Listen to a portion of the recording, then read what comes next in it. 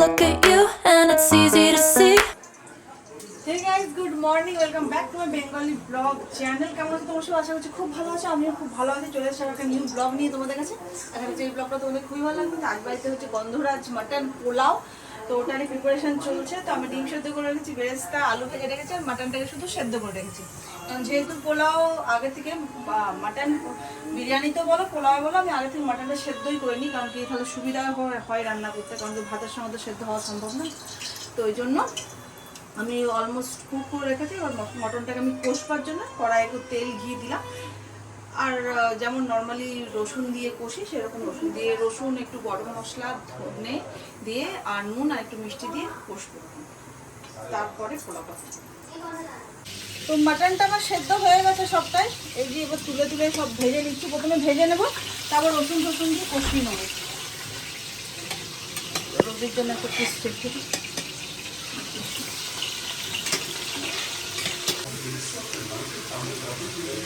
তো আমি মাটনটাকে একটু ভেজে নিচ্ছি, বেশি নাড়াচাড়া করবো না, কারণ সেদ্ধ মাটন ভেঙে যাবে। হালকা হাতে একটু শুধু এটা নিচেরটা না লাগে সেরকম নাড়িয়ে নিচ্ছি। তারপর রসুন ফসুন দিয়ে কষিয়ে নেবো। এবার দিয়েই দেবো, রসুনটা হয়ে গেছে। তো আমার এতটা রসুন আছে, ওই 4 চামচ মতন হবে রসুন, ঠিক আছে।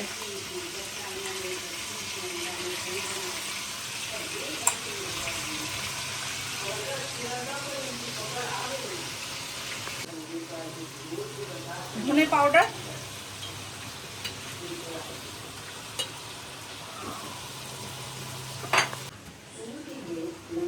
করবো তোমরা করতে পারো। তো আমি এখানে শাহি গরম মশলা যেটা আছে ওটা অ্যাড করে দিচ্ছি, কারণ বিরিয়ানি তো নয় প্রপার, তো অতটা অসুবিধা হবে না। শাহি গরম মশলা দিয়েও কাজ চলে যাবে। তো এখানে শাহি গরম মশলাটা আমি অ্যাড করে দিলাম। আর তোমরা বাড়িতেও বিরিয়ানি মশলা বানিয়ে ওটা অ্যাড করতে পারো। সামান্য একটু জিরে, হাফ টিস্পুন মতন, টেবিল স্পুন মতন। বেশি জিরেটা ভালো লাগে না খেতে। আর 1 চামচ মতন লাল লঙ্কা গুঁড়ো, কারণ বেশি ঝাল দেবো না, তোমরা এটাতে আরও বেশি অ্যাড করতে পারো। আমি একটুখানি ছিল ঝেড়ে দিয়ে দিলাম, আমাকে লাল লঙ্কা ঢেলে রাখতে হবে। তো তোমরা আরও বেশি অ্যাড করতে পারো। তো যেহেতু মন্দাজ খাবে তার জন্য আমি অ্যাড করছি না বেশিটা, কমটাই অ্যাড করছি। এটার মধ্যে আমরা কাঁচা লঙ্কা সাইডে আমি দিয়ে দেবো, মানে যাতে ঝালটা দিতে পারি লঙ্কাটা। তো কাঁচা লঙ্কা আমি সাইডে দেবো। আমার হয়ে গেল মোটামুটি।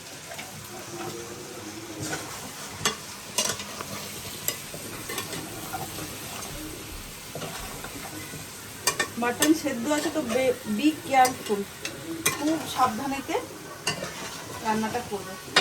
আর এই যে মাটন স্টকটা রেখেছি না, এইটা দিয়ে মানে ওই ইয়েটা সেদ্ধ হবে, চালটা, ওটা বেশি ভালো লাগবে খেতে। আর এইটার মধ্যে আমি কিন্তু কোনো নুন দিইনি। এবার আমি নুন অ্যাড করবো, দই নুন আর চিনি আমি অ্যাড করবো এবার।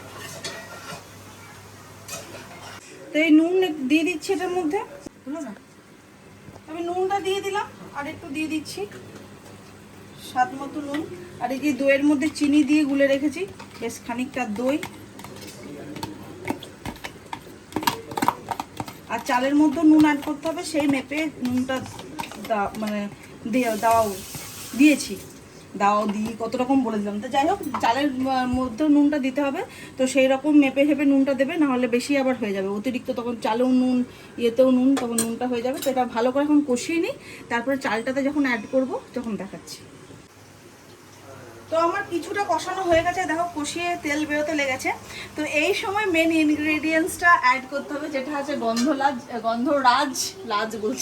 গন্ধরাজ লেবুর একটু রস অ্যাড, বেশি দিতে হবে না, মানে মোটামুটি একটু অ্যাড করলে ভালো হয়। মানে আমি একটার কাছাকাছি দেবো। তো এই গন্ধরাজ, বেশি দিলে আবার টকটক হয়ে যাবে, তার জন্য একটাই দেবো মোটামুটি। এর থেকে বেশি তো লেবু বেরোবে না। এই লেবুর জন্য ইয়েগুলো না পড়ে আবার ওই দানাগুলো। তো আমি একটাই দিয়ে দিলাম ভালো করে।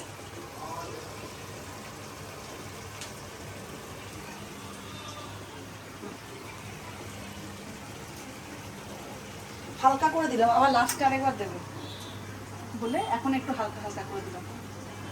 আর একটু রেখে দিয়েছি, এই যে হালকা হালকা করে দিয়েছি, রেখে দিয়েছি।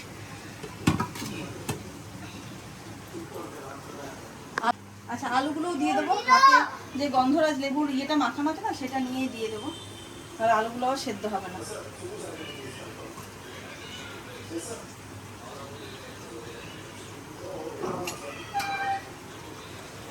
একটু বেরেস্তা, আর এটা রেখে দিলাম সাজাবার জন্য।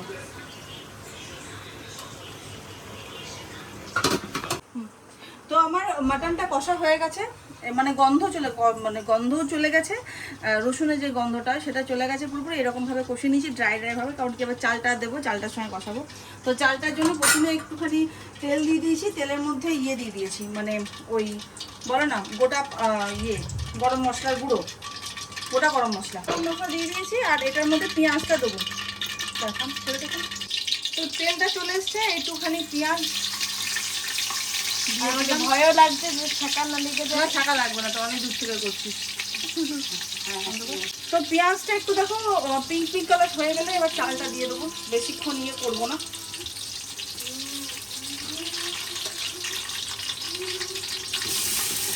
চালটা ভেজে নিতে হবে একটু, মানে চালটা কতক্ষণ ভাজতে হবে, যতক্ষণ চালের মধ্যে জলটা যেটা আছে না সেটা শুকিয়ে না যায়, না হ্যাঁ শুকিয়ে না যায় ততক্ষণ পর্যন্ত চালটা ভেজে নিতে হবে ভালো করে। তারপরে মাটনটা দিতে হবে। কত সহজ পদ্ধতিতে রান্না। হ্যাঁ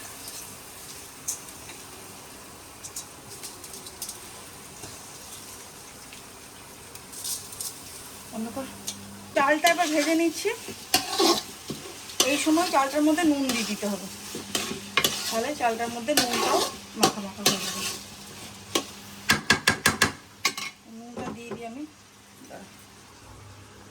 এই যে নুনটা দিচ্ছি, নুনটা দিয়েও চালটা ভালো করে ভাজবো।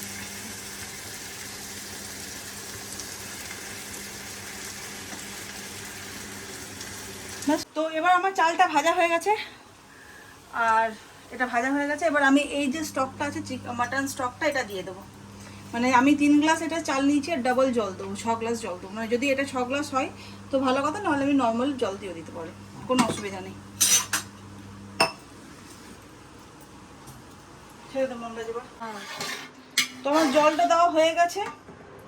তো আমার এখানে 3.5 গ্লাস 4 গ্লাস মতো জল হয়েছিল, আর বাদ বাকি যে 2 গ্লাস ছিল সেটা আমি নর্মাল জল দিয়ে দিয়েছি। এটা এখন সেদ্ধ হতে দেবো। প্রথমে ভাতটাকে, তার মধ্যে মাটনটা দেবো। আচ্ছা এটার মধ্যে না যে গন্ধরাজগুলো লেবুগুলো ছিল সেগুলো দিয়ে দেবো, এক্সট্রা যে একটুখানি করে ছিল, একটুখানি। কারণ কি এটার মধ্যে না ওই তোমার কি জানো নাম ওগুলো, কেওড়া জল, গোলাপ জল দিলে আর গন্ধরাজের এই গন্ধটা উঠবে না, ওই জন্য দিই না। তার জন্য গন্ধরাজ। হ্যাঁ হ্যাঁ, কেউ যদি গন্ধরাজটা বাদ দিয়ে কেওড়া জল, গোলাপ জল দিয়ে তাহলে এটা মাটন পোলাও হয়ে যাবে শুধু। সবকিছু এক, শুধু গন্ধরাজ লেবু দিয়ে। হ্যাঁ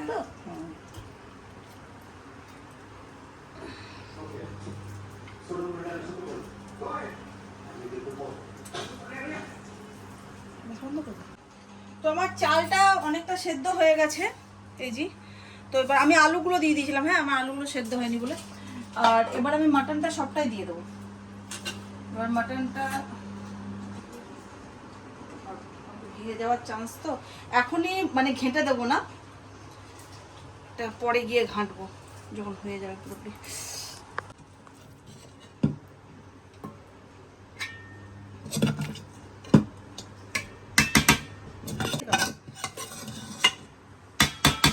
ঘেটে তো কালার মালা। ঘি দিয়ে দিচ্ছি, ঘিটা আমি দিইনি। আচ্ছা বললাম বারণ তো হয়েছে বোধহয়, ওই প্যাকেটটা খুলতে হতো।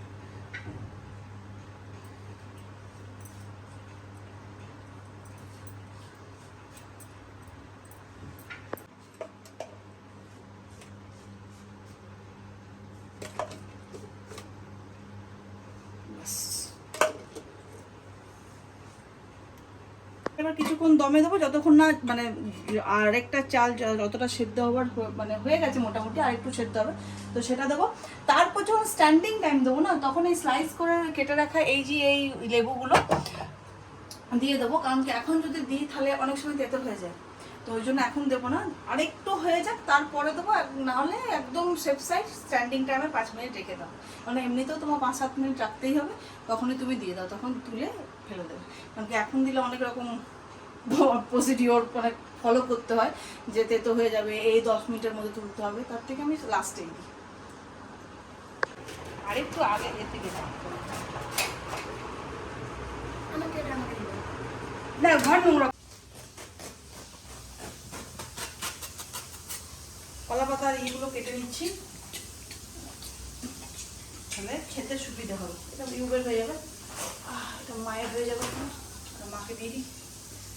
আমাকে দিল না, সবাইকে দিল, আমাকে দিল না। তো যাই হোক, এখানে মায়েরটা হয়ে যাবে।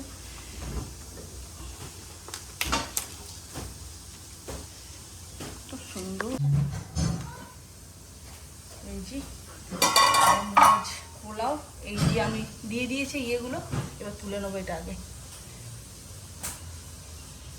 আমি স্ট্যান্ডিং টাইমেই কিন্তু দিয়েছি, বেশিক্ষণ দিইনি, ইচ্ছা করি। তো আমার বিরিয়ানি পাড়া হয়ে গেছে। এটা ইউবের থালা, ওটা মায়ের থালা, বাপরে। আর ওই যে ওটা মন্দাজ খেতে বলছে, আর তুমি ওখানে গিয়ে বলবো। তো সবার পাড়া হয়ে গেছে, আর রায়তা করে দিয়েছি। তো ডিম আর আলুটা অপশনাল, আমাদের বাড়ি খেতে ভালোবাসে বলে ডিম আর আলুটা দিই, বারবারই বলি ব্লগে। আর তো বলে রায়তা করে দিচ্ছি, এখানে মাটন সবার বাড়া হয়ে গেছে। এবার খেতে কেমন লাগছে বেড়ে বলবো। মায়ের ওদের নুন কম, নুন কম। নুন দাও একটু, নুন, হ্যাঁ নুন মা একটু বেশি খায়, তো মা তো নুন সবার ঠিকই হয়েছে।